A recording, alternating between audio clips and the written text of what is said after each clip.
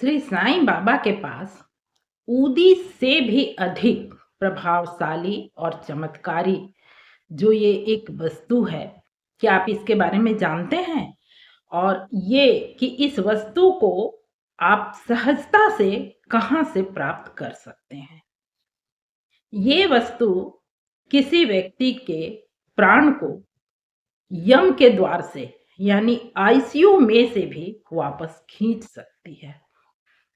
ओम साईं राम दोस्तों, साईं कथाएं में आपका स्वागत है। आइए आज मैं एक ऐसी कथा सुनाती हूँ जो ये एक पहले वीडियो का सेकंड पार्ट आप कह सकते हैं। कुछ दिनों पहले मैंने एक वीडियो डाली थी बाबा के इसी चमत्कारी वस्तु से संबंधित था वो, जिस पर आप में से बहुत सारे लोगों ने एक ही सवाल किया है कि कृपया आप ये बताएं कि बाबा के इस चमत्कारी वस्तु को हम प्राप्त कहाँ से कर सकते हैं और इसका इस्तेमाल किस तरह से किया जा सकता है। तो मुझे लगा कि इस विषय पर एक वीडियो ही बना देना उचित होगा। तो ये बस आप सबों के उस सवाल का जवाब ही है, यही समझिए, यानी कि उस वीडियो का ये सेकंड पार्ट है। ये वस्तु जो जिसके बारे में मैं जिक्र कर रही हूँ, ये एक ऐसी वस्तु है जिसके बारे में कि बहुत अधिक जानकारी लोगों को नहीं है, पर यकीन मानिए ये ऊदी से भी अधिक प्रभावशाली है और इसे मैंने स्वयं से भी कई बार आजमाया है। आप सब यदि कमेंट करेंगे तो आगे मैं अपनी एक दो अनुभव भी आपको बता दूंगी। और जिस वीडियो के कारण मैं ये वीडियो बना रही हूँ, इससे पहले जो इस वीडियो को मैंने डाला है इस वस्तु से संबंधित, उसमें इस वस्तु की ये जानकारी है कि इसे प्रथमतः किन लोगों ने ये अनुभव लिया, किन्हें इसकी जानकारी हुई, जब बाबा शिरडी में मौजूद थे तब की ही ये बात है। उस बात की जानकारी उस वीडियो में है, उसका लिंक मैं इस डिस्क्रिप्शन में डाल दूंगी, आप बिल्कुल अवश्य ही जाकर उस वीडियो को देखें। अब आइए मैं उस वस्तु के बारे में जानकारी देती हूँ और उसके बाद में उसे कैसे प्राप्त कर सकते हैं ये भी इसी वीडियो में बताऊंगी। जिस वस्तु के बारे में मैं कह रही हूँ ये है बाबा के चरणामृत। अब आप कहेंगे कि साईं के चरणामृत कहाँ से और कैसे प्राप्त हो, और इसके बारे में संभवतः आप में से अधिकांशतः लोगों ने सुना भी नहीं होगा। पर यकीन मानिए कि ये एक ऐसी वस्तु है कि इसका इस्तेमाल आप तब भी कर सकते हैं जब ऊदी का इस्तेमाल करना संभव ना हो।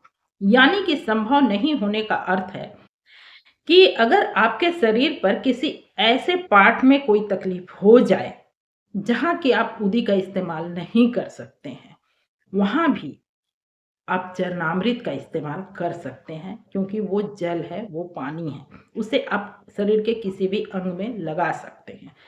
पर आंख नाक जैसी चीज में आप ऊदी का इस्तेमाल तो नहीं कर सकते हैं, इसलिए ये उससे भी अधिक सुलभ है। और रही बात कि प्रभाव, तो प्रभाव का अर्थ तो मैंने कह ही दिया कि इसका प्रभाव ऐसा है कि आपको, आपके, ईश्वर ना करे, साईं ना करे, यदि किसी को आईसीयू तक भी जाना पड़ा हो, वहां से भी ये वापस खींच लाती है। और ऐसा एक अनुभव मेरे बिल्कुल एक परिचित के साथ हुआ है और उस अनुभव को मैंने इस चैनल पर डाल रखा है, उसका भी मैं लिंक डाल दूंगी इसके डिस्क्रिप्शन में। ये दोनों ही वीडियो इस चैनल की सबसे पॉपुलर वीडियो है, आप उनसे अवश्य ही देखें। अब सवाल रह जाता है कि इसे प्राप्त कहाँ से और कैसे करें। तो देखिए, इसे प्राप्त करने का तरीका बिल्कुल सहज है।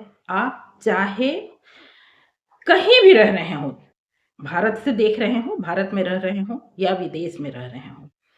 पहले मैं अपने देश की बात करूं, भारत की, तो भारत में तो आज ऐसी स्थिति है कि शहर तो छोड़ दीजिए, कोई ऐसा गांव भी नहीं होगा जिसके कि उस गाँव में ना सही पर 2, 4, 5 किलोमीटर के अंदर में कोई मंदिर बाबा का ना हो। 2, 4, 5 किलो, 7 किलो के अंतराल दूरी पर तो मिल ही जाएगा साईं बाबा की मंदिर। अब आपको सिर्फ करना ये है कि अपने नज़दीक के, जो आपके नज़दीक जहाँ आप सहजता से आपका संभव हो सके, उस मंदिर में आप जाएँ और वहाँ के पुजारी, यदि वहाँ पुजारी हैं, तो आप वहाँ के पुजारी से सिर्फ ये कहें कि जब आप सुबह में बाबा का स्नान कराएँ, तो बाबा के चरणों से होकर जो जल गिरता है, उस जल को किसी पात्र में इकट्ठा करके हमें दे दें। बस बेहतर ये होगा कि आप स्वयं भी उस समय उपस्थित रहें, क्योंकि ईश्वर की कृपा प्राप्त करने के लिए थोड़ी-सी मेहनत करना अच्छा होता है। यूँ तो कहा ही गया है कि बिना कर्म का फल नहीं प्राप्त होता। तो आप यदि उपस्थित रह सकते हैं, संभव है, कोई परेशानी नहीं है, तो आप जाएँ और यदि कोई परेशानी है तो साईं से क्या छिपा है, साईं समझ ही सकेंगे कि आपकी क्या परेशानी है, तो आप वो पुरोहित से भी बोल दें, उनसे भी बोल कर के आप वो ले सकते हैं। आप अपने समय अनुसार उनको कह दें, वो रख देंगे, आप जाके उसे लेकर आएँ। और बस जिस तरह से आप ऊदी का इस्तेमाल, ये ऊदी के इस्तेमाल के बारे में बताने की आवश्यकता नहीं, अधिकांशतः लोग जानते ही हैं। तो बस जैसे ऊदी का इस्तेमाल किया जाता है, ठीक उसी तरह से आप जिस किसी व्यक्ति को इसकी ज़रूरत हो, आप चरणामृत तभी लाएँ, ऊदी के तरह इसे लेकर घर में मतलब स्टोर करने की चीज़ नहीं है, इसे आप स्टोर ना करें, ऐसा बिल्कुल ही ना करें। इसका आप उपयोग तभी करें, इसे आप तभी घर में लाने का प्रयास करें, जब इसकी आपको बेहद सख्त ज़रूरत हो।